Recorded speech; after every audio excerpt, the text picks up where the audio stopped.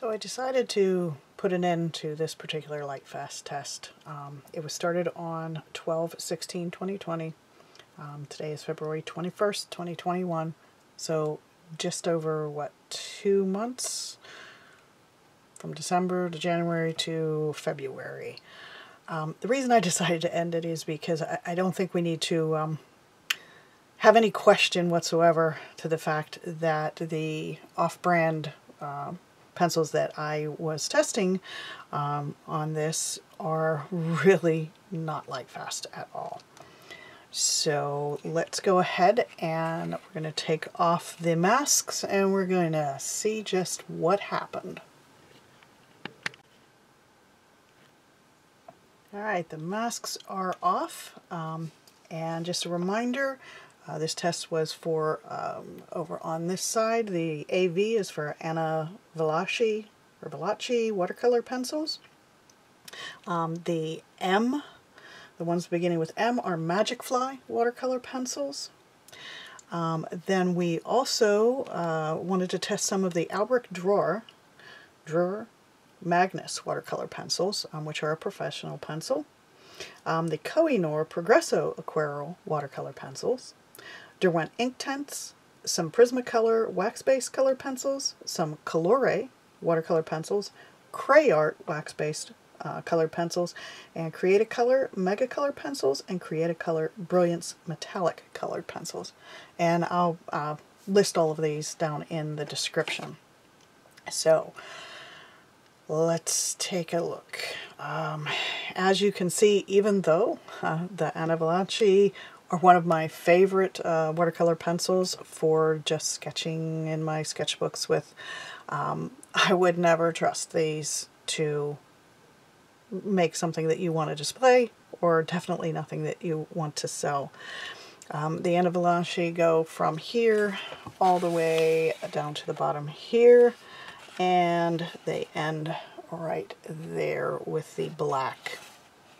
Now let me bring this up so that you can judge for yourselves at just how badly some of their colors faded. Now there are some of the colors that appear to be obviously much more Lightfast than the others, and for those, you know, maybe if I would have let this go out for a full 6 months, they may have had some additional fading. It's kind of hard, I think, for you to see on here, but there is some fading even in these ones that are not faded much at all. It looks like the only ones that, so I can see it, the only ones that didn't fade hardly at all are these three greens in the middle. So then moving on to the Magic Fly watercolor pencils. And one more thing though is, if you look at the Valacci, a lot of times your grays and your you know, brown grays, they usually are some of the most Lightfast, and in this case, not so much. Alright, so then the Magic Fly, and the Magic Fly are from here all the way down to here, where you can see they are just completely gone. It's as if I never put any color on the paper. The Magic Fly continue up here, and they come down to the black there, and then this whole column right here. Now, the Magic Fly do have some which are obviously extremely fugitive. Again, it looks like I never even put any color down. But if you look, they have more in their line than Valacci did that are fairly Lightfast. I mean, I still wouldn't trust them because there's a slight amount of fading, but they're not as bad as the Valacci. Now, if you look at the Albrecht Dürer, which start here with their white and go all the way down here to their black, you can see that there was hardly any change at all. As a matter of fact, if I tilt this up so I can look at it, I actually cannot tell any difference in the Lightfastness of that brand.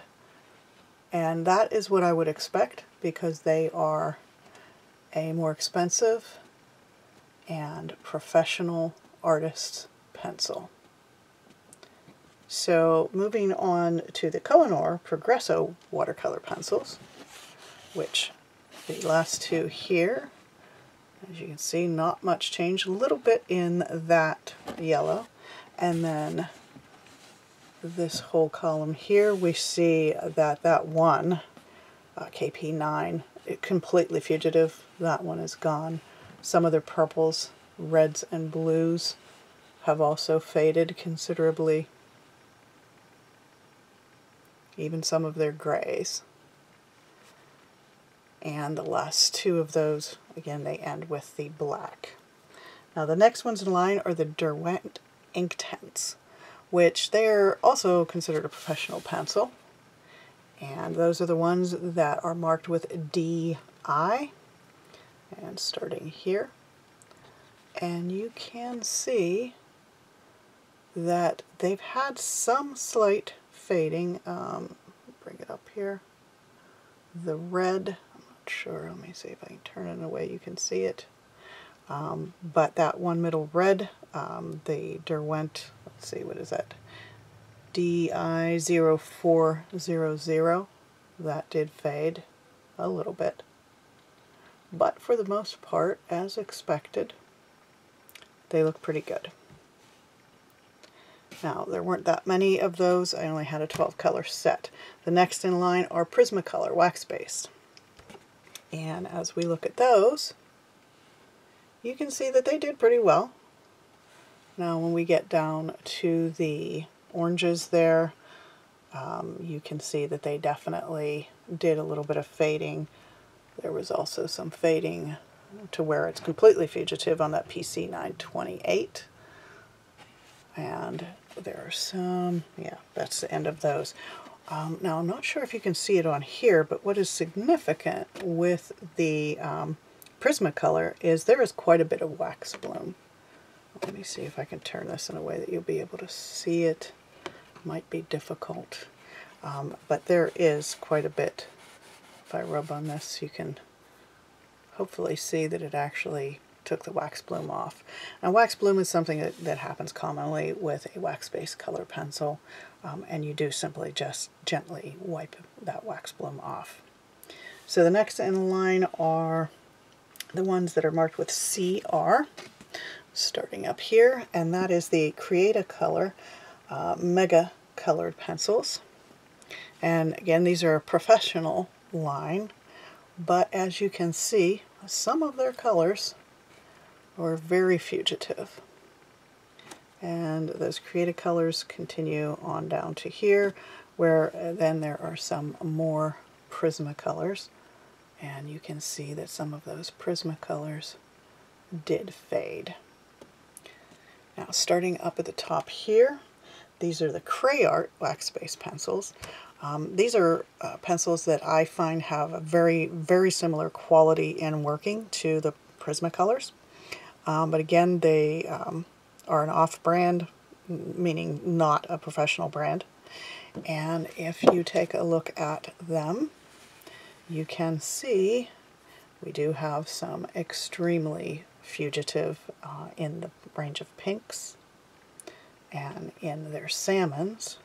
But overall, and these are a continuation here and to the black or the Crayart. Overall, though, if you check here, look, I am shocked that their purples and blues did not do much in the way of fading. I would have expected that, especially from a non-professional brand, but there isn't too much of a change with those. But again, their pinks and their salmons were highly fugitive. Now, down here, after the Crayart White and all the way down to the base here, these are the Create-A-Color Brilliance, which are a metallic set of colored pencils. And for these, you can see that there wasn't hardly any change at all, maybe a little bit here in the 03. And then if I turn it so I can see it better, yeah, I'm not seeing much of a change, which is, that's nice, because I like to use the metallics on a dark paper sometimes just for fun. And then these that are with the CW after them, those are the Colore, C-O-L-O-R-E, watercolor pencils. And they run all the way down this column and then this entire column here. So if we bring those up close so that you can take a look at them, you can see they do have some fugitive in their browns. Their purples are just about completely gone. Purples and pinks were very fugitive. There is some slight change in their greens, some slight change in their blues. Their reds held up a little bit better than I would have expected, but again some fading. And then when you get up into these pinks, some of these, it doesn't even look like I ever colored on the paper with them.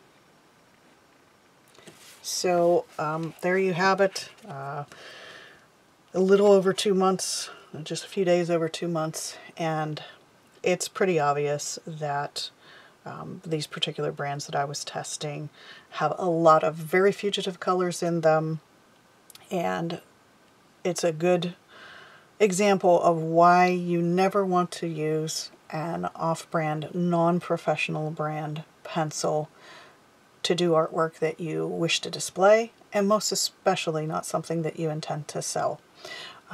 If you are going to put so much effort into your colored pencil art, and colored pencil art does take a long time to do, that is one of the just something with the color pencil medium, you cannot expect to do a wonderful piece of work in just a few minutes.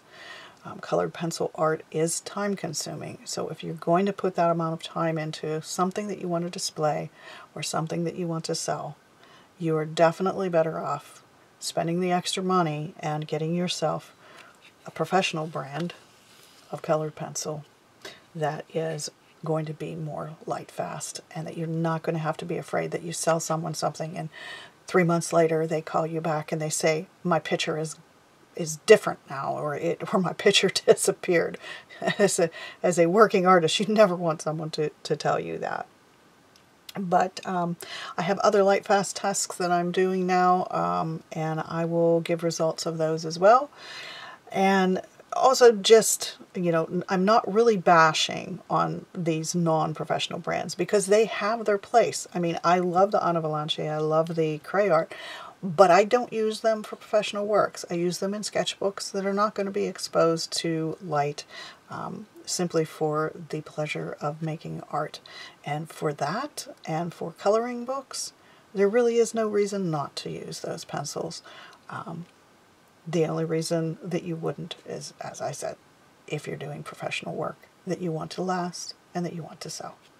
So hopefully this has helped someone at least to see the good and the bad in the professional and the non-professional pencils.